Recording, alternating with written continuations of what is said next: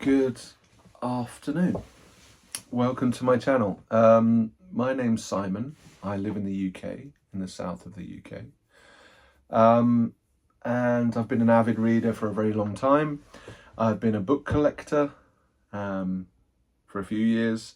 And my passion is science fiction, A format, sci-fi from the 1970s.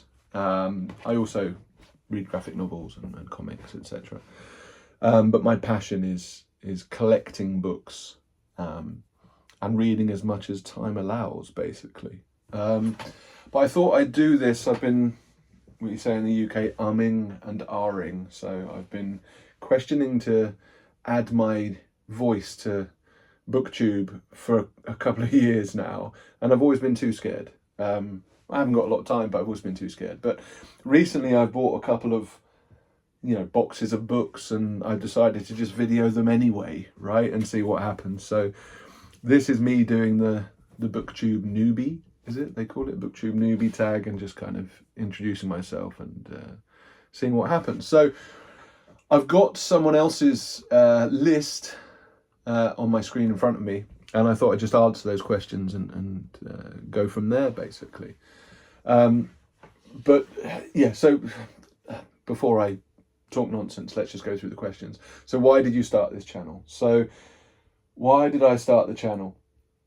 I think, like most people, I like the idea of connecting with other like-minded people in terms of hobbies and pursuits and what stirs you mentally and emotionally, etc. So I think the same names come up on my area of BookTube quite a lot. So Bookpilled was a guy, Matt at Bookpilled was a guy that really shone for me and made me really kind of think this is great.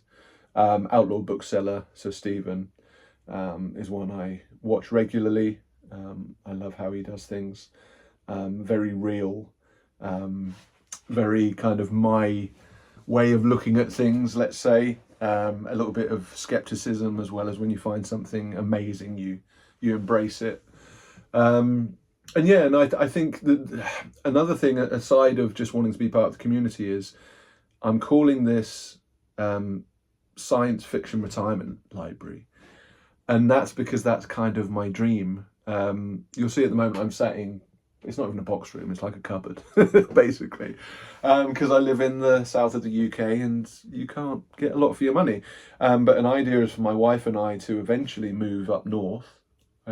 She's from Scotland, or her family's from Scotland, and maybe, just maybe, get a slightly bigger house and have my dream library. So this channel was also to start the journey towards maybe you guys seeing me build that. So when I say build that, I'm buying books, I'm reading books, I'm curating and collating a retirement library, a library of books that one day I'd like to read. Or, the minimum is build an amazing place in a new house, which I can feel comfortable in to do my pottering around, my reading.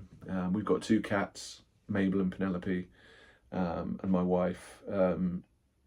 And yeah, I've just always had this dream of floor-to-ceiling bookshelves and maybe a mahogany desk in the middle, and an amazing reading chair with a perfect light, etc.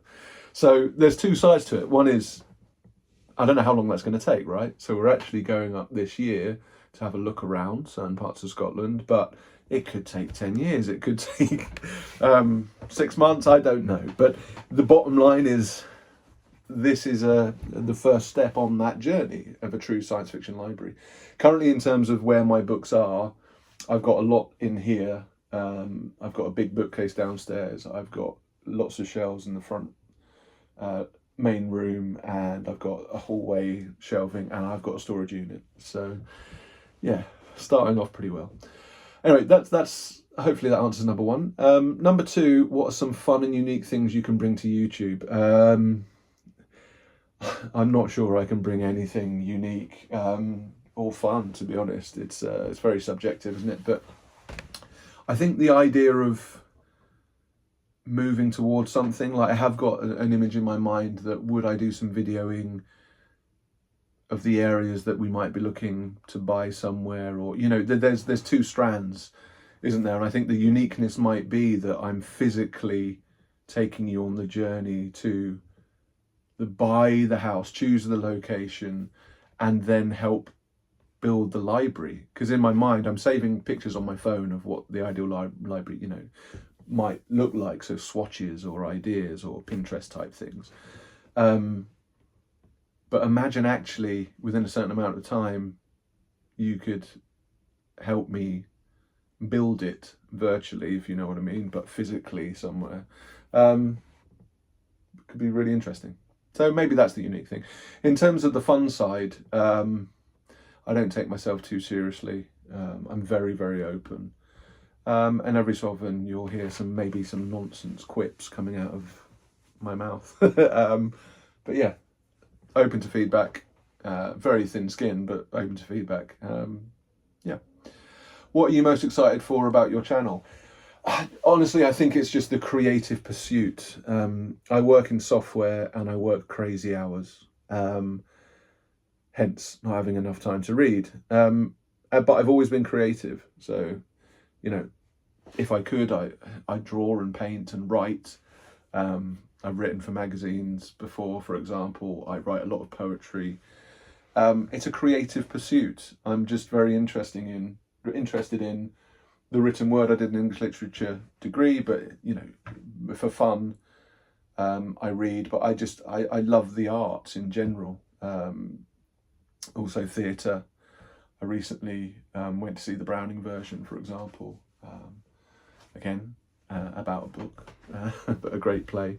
And I like reading plays, for example. So it's more just a creative outlet to try to improve my day-to-day life, and maybe it's something I can look forward to, because generally my working life, I don't particularly look forward to it. It's very, very stressful. It's hurting me physically and mentally, etc. There's reasons I have to do it, like anyone, and maybe this is another pursuit that kind of softens that, if possible. Why do you love reading? Just let you know, I'm doing this off the cuff as well. I've hardly even looked at these. Why do you love reading? My main thing, I think a lot of people say it, but my brain is kind of on fire a lot of the time. And reading, when I'm in the right zone, is one of the most enjoyable, relaxing, therapeutic pursuits. And the weird thing is, like, it doesn't have to, I don't believe it has to be on your own. Like, my wife isn't as big a reader as me, but we went for a short holiday a couple of years ago, and I promised myself that I would read 2 books that I wanted to read for a long time. One was Hyperion, Dan Simmons, classic, and even more of a classic was East of Eden by Steinbeck. Now, I read both of them on this trip, and wow, like, because I'd given myself the time, I knew both of them I'd probably like anyway. That's why they were being I was waiting for them, but both of them, for similar reasons,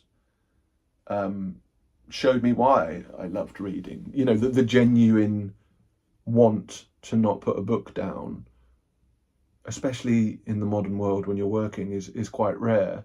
So it's why I love reading is it kind of you have to force yourself, but once you're there, it forces you to disconnect with other things. And I don't just mean social media, etc. I mean, you know, work and connecting for things that maybe aren't so valuable for you personally or the people you're connecting with. So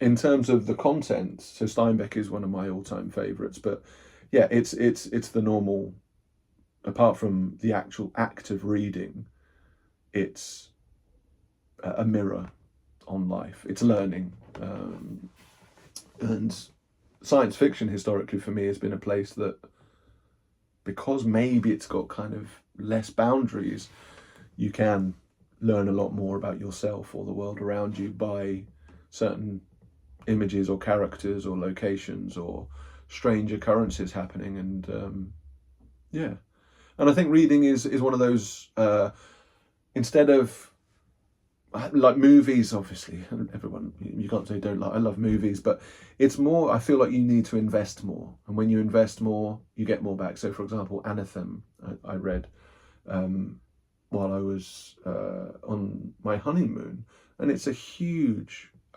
block. And I felt like, not that it was a task, because I enjoyed it, but I got through that, and you get more because you've put more in. Whereas watching, TikToks or movies, there's not so much effort on your part. It's the imagination and the conversion of the words, and your perception of it and creation of the imagery is great. Number 5, what book series got you into reading? A series? That's a good question. I don't know. I don't read a lot of series. I did read, when I was younger, I read, things like Asimov robot series and Foundation, things like that. And then later on, I even read the Kevin Anderson stuff about the suns. I forget it now. And then more recently, the Jeff VanderMeer Annihilation things. I remember being recommended Annihilation a long time ago. I think, obviously, when it first came out, from one of my favourite bookshops in Bath.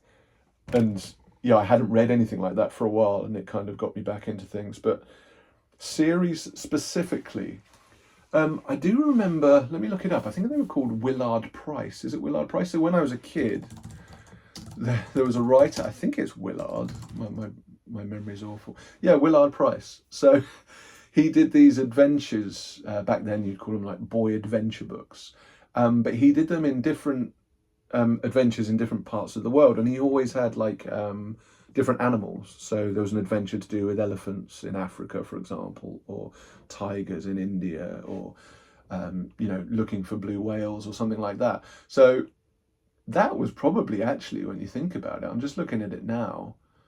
So support of villains, Willard Price, there we go. So, well, they're old. I didn't realize how old they are. So in the 60s they were, but I read them in the early 80s. Line Adventure, Guerrilla Adventure, Cannibal Adventure. I do remember those, but I remember obviously a more modern version. So let's say that Willard Price adventure series. I'm going to have to rebuy them, I don't think I've still got them anywhere. So, wow. Willard Price adventure series. Willard Price Adventures. Yeah. Oh, you can get is that a whole box set? Oh, that's it. Yeah, those are the ones I remember. Is that Bantam? I can't really read it, but Tiger Adventure, African Adventure, Cannibal Adventure, Diving Adventure. So, and I'm a big marine conservation advocate now, so it could have been from reading Diving Adventure. Arctic Adventure, Guerrilla Adventure, South Sea Adventure, Underwater Adventure, Volcano Adventure, Amazon Adventure, Whale Adventure. Fantastic. I'm going to put that on my list to try and reread some of those. But there we go. That's the series. More on the BookTube Newbie. What questions would you ask your favourite BookTubers? Interesting. I often like the ones to do with the environment when you're reading. I'm intrigued by the people who read outside, up against a tree and things like that, because I always romantically, that's an incredible vision, but it doesn't, I don't know. I do like a chair with a good light kind of thing, a big armchair. But yeah, where do you like to read is an obvious question. Another one is, do you bag your books, for example? So I'll just take a little stack here. You can't see my shelves really, but so a stack here. I like to bag my books that are in a good quality. These are the Pan Sun series. Not many of those available around, but I think I've got most of them now. So do you like to bag your books? Some of them I do, some of them I don't. So for example, I'll bag something like that because it's pretty good condition. I won't bag something like that because it's slightly more tatty. So how do you bag, or do you bag? Another one is, how do you catalogue? So I use Goodreads, and I recently created a retirement library tag on Goodreads, but then I'm not I'm not putting everything as want to read on Goodreads. I've actually got a separate Google sheet, which is kind of my my collection, which will become my science fiction library. So yeah, that's another question. And the obvious one is, how do you find time? How do you create boundaries to do that thing you love? Because I'm useless at it, so any tips would be appreciated. What challenges will be the hardest with BookTube? I think mine is, number one is time, obviously. Number two is being I'm very self-critical and a bit of a perfectionist. And I'll be scared to put anything out there for fear of criticism, basically. And that kind of, what do you call it?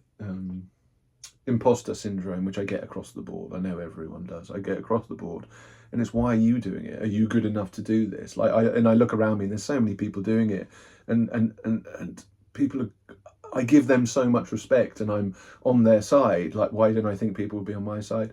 But that's the general thing. I think it's a family thing. It's from childhood. So yeah, but the challenges will be, will I put a video out there when I know that I've made mistakes, that I know that I look awful, that my eyes are dark and my teeth are hideous, and, I don't know, I've just come back from work, or I travel for work as well, so am I jet lagged or whatever, and therefore will I put it off? So that's the challenge. I want to do it, and I want to keep it going, and I want to remain confident to do it, because it will be good for me. I'm kind of at the back of my mind, it will be good for me. When did you start reading? As long as I can remember, to be honest. My parents always had books in the house. And my big memories are Kate Bush on the stereo, and Gilbert O'Sullivan on the stereo, and maybe some Bee Gees. And then there was a lot of books, always Clive Cussler, I would say. That was my dad's favourite. And then there was loads of things like art books. And I've got a couple of, my dad actually passed last year. I've got a couple of his art books. He was into fancy art, but also, the technical things of art. So we always had bookshelves. But in terms of reading, I presume it was like most people at school, at primary school, and then into secondary school, I would read, but not passionately. And then I went to university doing English literature because I always loved reading. And at secondary school, that's kind of where I really dived in. I did actually, Dickens and Hardy and things like that. Although you were forced to read, I still came away knowing its value. Playboy, The Western World, stuff like that. Not so much the Chaucer, but definitely like the Shakespeare and things like that. And I remember Marlowe, liking Marlowe, and I especially remember loving the metaphysical poets. So John Donne, Andrew Marvell was the one. I really liked, dialogue between soul and body, and things like that. And I actually did my dissertation on metaphysical poetry at university. But yeah, I suppose secondary school, but it was post-university that I really kicked it off. When you do it for fun, right? When you realise that you're kind of, most of your life is working, that's when it comes back as something important. So I've always had a pile next to my bed of to be read, and in it TBR, and it got bigger. And then I started collecting. So I've got the full range of the black sci-fi, Gollancz sci-fi masterworks, and I read all of those a long time ago. Can't remember much, but I read all those a long time ago. So I've always had that. But I'd say post-university with the passion, and then the older I get, the more important it becomes. And I want to embrace it more as a hobby as well as a pastime. Where do you read? So, yeah, I read in bed like most people, but I get up quite early, and I try to get up. Sorry about that. My alarm went off to do something for someone, and it actually stopped my video. Didn't know that was a thing. So my question was, where do you read? So yeah, I read in bed, but I do try to get up early, and I try to go downstairs to the lounge while my wife is still asleep, and try and do like half an hour reading on the sofa. There's a light next to the sofa that's pretty good. So yeah, before bed and when I get up. But I do find the best times are when you for me, early evening, if I say, right, I'm going to maybe sit at a table or sit in one of the armchairs and take 35, 45 minutes then. So, yeah, so, but the perfect is armchair, etc. What kinds of books do you read? Right, that was the that was the second stopping point. What was that question earlier? What was it? What you might find difficult? What challenges with BookTube is cats and wives and alarms getting in the way. So I got to the point, I think I finished number 9, which is where do you read, and number 10 is what kind of books do you read. So I think I've hit on this. I've always got one graphic novel and one novel on the go. That's kind of a pattern that I've always had. So at the moment, I'm, believe it or not, reading Revelation Space, Alastair Reynolds, because I never touched it. I'm about halfway through, but I'm also reading Gotham Central, which is Ed Brubaker, one of my favourite comic writers, and it's the Omnibus. So they're in the other room, but I should have brought them in. So I always do that. So both of those, one is kind of crime noir, but set in a superhero world, but it's not. It's really is like police procedural, which I don't read a lot of, but I do like it in sequential art graphic form. And then one is kind of space opera, sci-fi. So, but I'll also throw in plays, poetry, and some of the classics. So I've got a small bookshelf out there that, so every so often I'll go from sci-fi to classic. So I'll have a graphic novel and a sci-fi book, and then the next one will be a graphic novel and a more mainstream fiction, or it will be poetry or a play. For example, I've got a lot of plays, and yeah, it depends. It depends if I'm traveling for work, if I'm flying. If I've got a long period of time, how I'm feeling, the normal things, but mainly science fiction, mainly classics, mainly 70s and beyond. So Philip K. Dick, I've read a lot of it, if not all of it, but that kind of thing. And then I've got kind of writers that I want to read that I haven't read. So Heinlein I read a long time ago, but I haven't read anything recently. I read a Tanith Lee last year or year before and really loved that.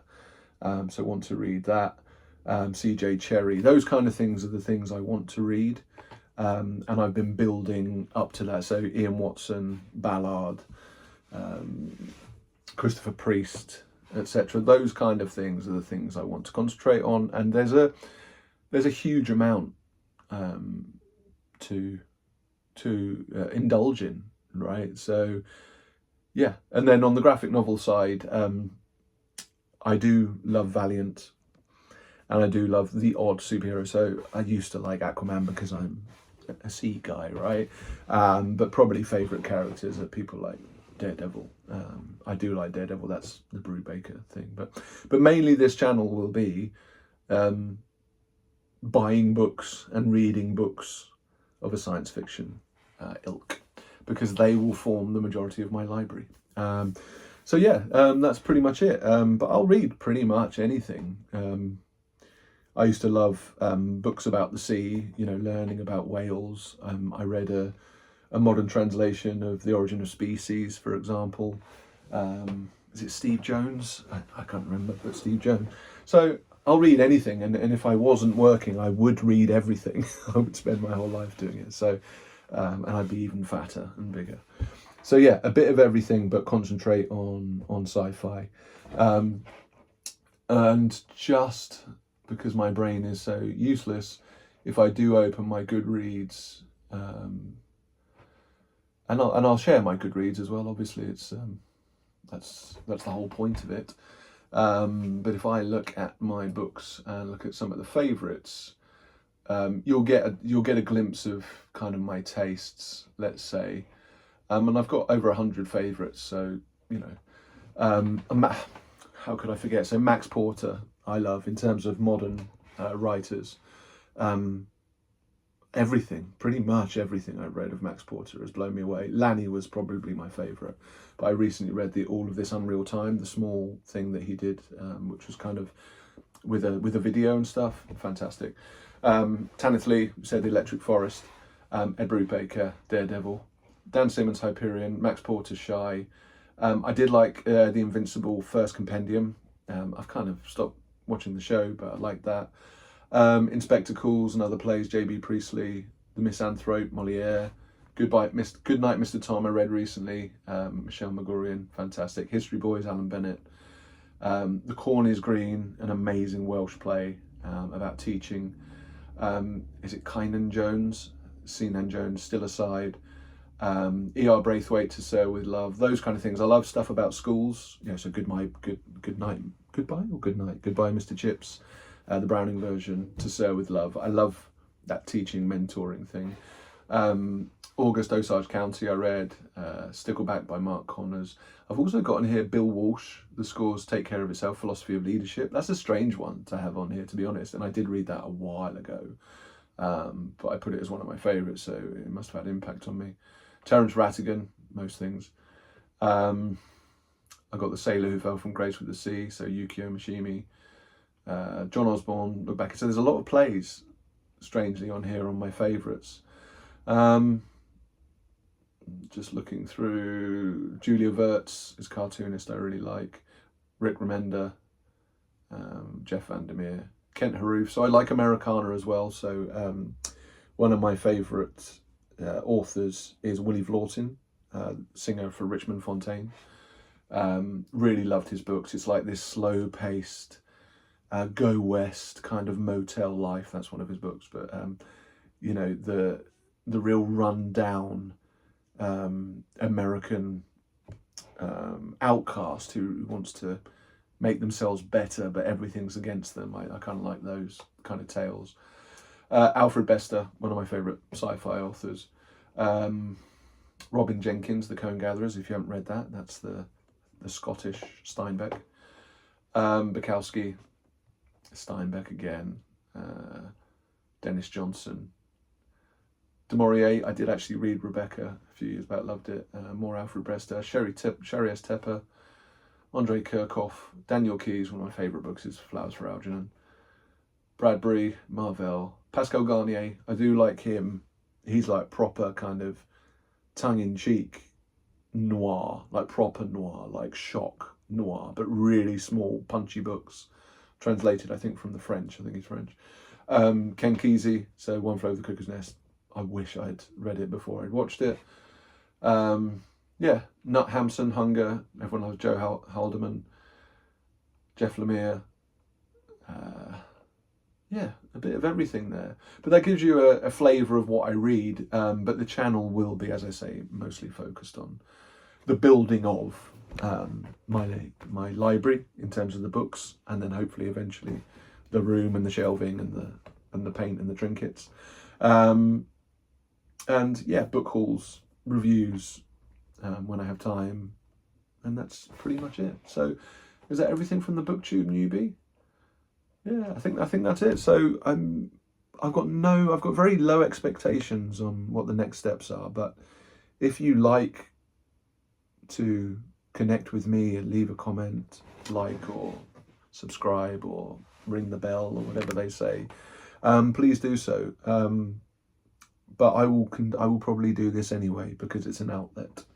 Usually I'm talking about software and nonsense, and it would be good to talk about things that I actually care about. So, anyway, thanks for your time so far, and hopefully, yeah, I'll see you soon. You'll see me soon. Cheers.